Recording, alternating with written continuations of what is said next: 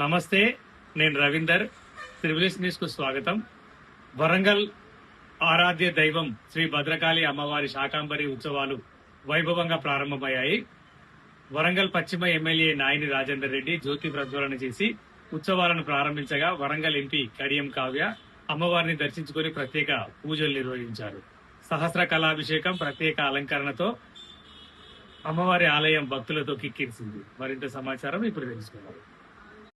ఓరుగల్లు వాసుల ఇలవేల్పు దైవం శ్రీ భద్రకాళి అమ్మవారి ఆలయంలో శాకాంబరి ఉత్సవాలు భక్తి శ్రద్ధల మధ్య ప్రారంభమయ్యాయి. ఉత్సవాలను వరంగల్ పశ్చిమ ఎమ్మెల్యే నాయని రాజేందర్ రెడ్డి జ్యోతి ప్రజ్వలన చేసి ప్రారంభించారు. అనంతరం అర్చకులు అమ్మవారికి సహస్ర కళాభిషేకం నిర్వహించారు.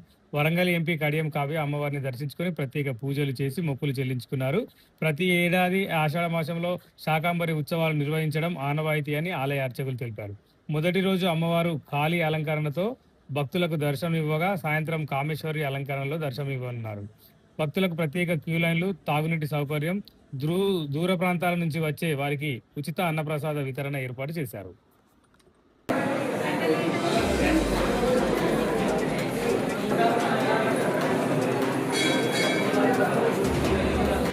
సమృద్ధిగా ఇప్పుడు అభిషేకం కూడా స్వీకరించి కడిగి చక్కటి దారంలో చేత మళ్ళీ పూల మాటలుగా అమ్మవారికి సమర్పించి పండ్లను కూడా అదేవిధంగా కడిగి స్వీకరించి అమ్మవారికి పౌర్ణమి నాడు మనం చేసి అమ్మవారిని చూడడం ద్వారా ఈ కరువు పరిస్థితుల అమ్మవారిని శాకంబరిగా ప్రతిరోజు 15 గంటల పాటు మనకి ఆహారం కోసం కానీ అటు పూలు పళ్ళు అన్నింటిలో అమ్మవారిని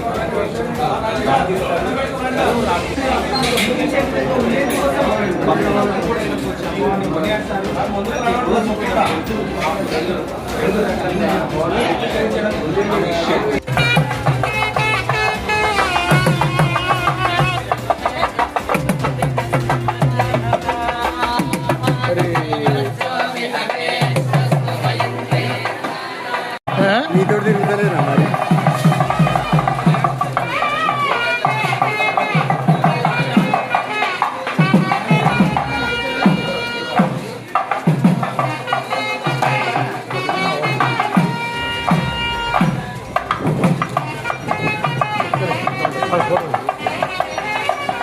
గారికి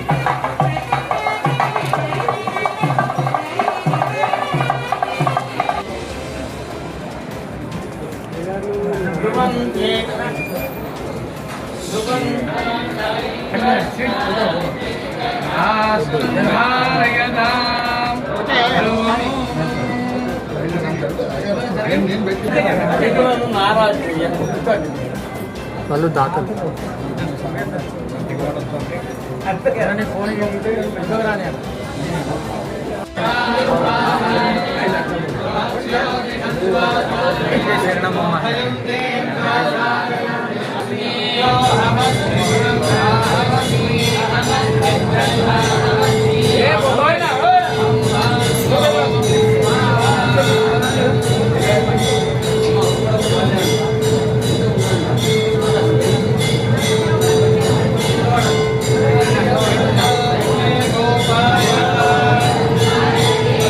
ఉత్సవాలు ప్రతి సంవత్సరం మనం నిర్వహించుకుంటూనే ఉంటాం. అందులో భాగంగానే ఈ సంవత్సరం కూడా ఘనంగా నిర్వహించుకునే విధంగా అన్ని ఏర్పాట్లు చేసుకోవటం జరిగింది. మరి ఈ ఉత్సవాలకు అర్థం అందరికీ తెలిసే ఉంటుంది. దరిదాపు కరువులు కష్టకాలంలో ఉంటామని, మరి అమ్మవారిని పూజించుకుంటే అన్నీ నెరవేరుతాయని ఒక నమ్మకం, ఆచారం వెనుకటికెళ్ళి వచ్చినటువంటి ఆచారం ఇది. కాబట్టి అందరం కూడా అమ్మవారి ఆశీర్వాదం ఉండాలని, కరువు ఉన్నా లేకున్నా మనం ఈ ఆచారాన్ని కొనసాగించుకుంటూ వచ్చినటువంటి సందర్భాలు ఇవి. మరి ఈ సంవత్సరం ప్రత్యేకత ఏంటంటే, ఇప్పటి వరకు వర్షాలు లేక కరువు తాండవిల్లుతున్న సమయంలో మరి మనం ఈ ఉత్సవాలు నిర్వహించుకోవటం, ఇందులో నా చేతుల మీదుగా ప్రారంభించడం అనేది నిజంగా నా అదృష్టంగా భావిస్తున్నా. మరి అమ్మవారిని ఆశీర్వాదంతో కరువు మాయమై దేశంలో మరి ఎక్కడ కూడా ఇబ్బందులు లేకుండా ఆయుర ఆరోగ్యాలు సుఖ సంతోషాలతో ఉండాలనే ఆలోచనతోటి ఈ యొక్క పూజలని ఘనంగా నిర్వహించుకుంటున్నాం.